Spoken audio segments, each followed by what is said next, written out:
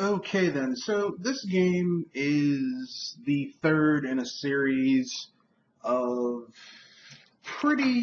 up to this point has been a pretty epic series.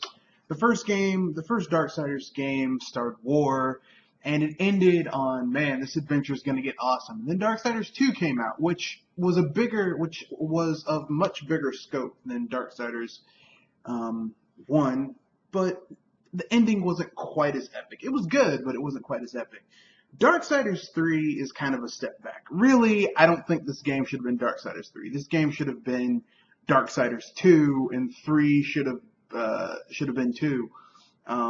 They should have followed the first game instead of what they did, which was Darksiders 2. Because this game is a much smaller scope. It's not as well put together. Not as well put together. So with that being said, I mean, what else can I say? The game's not as well put together. The story is kind of rushed towards the end. There are things going on in the game that just kind of just like, okay, where the fuck did that come from?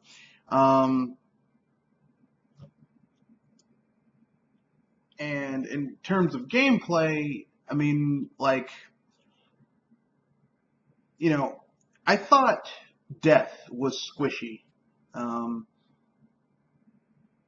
Because Death was really fucking squishy.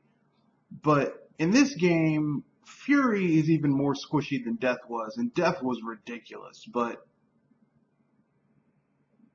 it just doesn't work out very well. But with that being said, that's the game. I'll go into how I feel about this game in comparison to previous games in the series after the.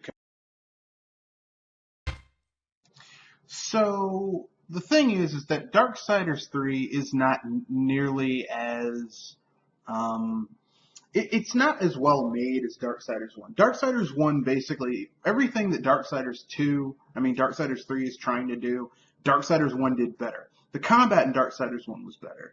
And I know people are going to say, well, Fury isn't as she's not built like War was. You're right. But I'm saying in Darksiders 1, there was a counter ability. You could counter, and basically you could like one-shot enemies once you upgraded your counter to the point to where you could just destroy enemies. And it was done better in this game, in the previous game. This game's counter system kind of sucks. It's not nearly as well put together.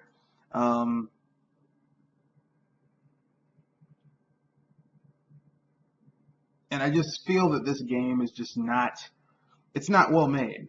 It's just not fucking well made, sadly.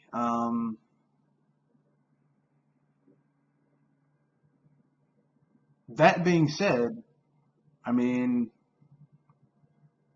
it's not the worst game ever, but compared to Darksiders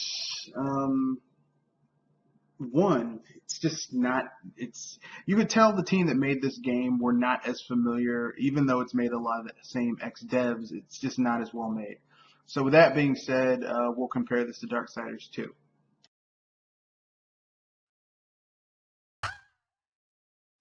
Combat in this game doesn't feel as good as combat in Darksiders 2. And some people say, well, it's been pared down, but it just doesn't feel good. It doesn't have that visceral movement that combat in a game needs to be good. You can't have it just be some bullshit. Well, in this game, combat is literally just some bullshit. It's not very good. It's serviceable, but I mean, in comparison to past games, it's not good. The story is, this could have been a side story. I don't know why they made the story of this game the main story of what's going on. Hopefully, the next Darksiders game, Darksiders, the one that's supposed to be about Strife, will be better. Hopefully, this game will sell well enough that they can get some shit going.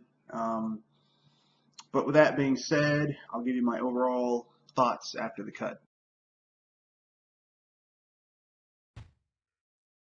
So, Darksiders 3, my stamp of approval. Basically, if you're a fan of the Darksiders series and you just really care about the story, you played the first game, the second game, then it's a no-brainer. You're probably going to want to buy this one. If you're not a huge fan of Darksiders, you don't really care, I say still get the game, just don't get it at full price. Wait till it's $40 or $30, maybe in 20. Wait for a Steam sale and buy it then.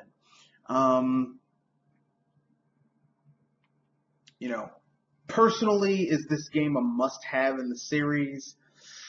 I mean, I'll give you the order to play these games. Play Darksiders 1, then this game, and then play Darksiders 2. You can play them concurrently because basically all of these games take place at the same time. And hopefully it'll get better. So with that being said, that's the end of the review, the spoilery review, and peace.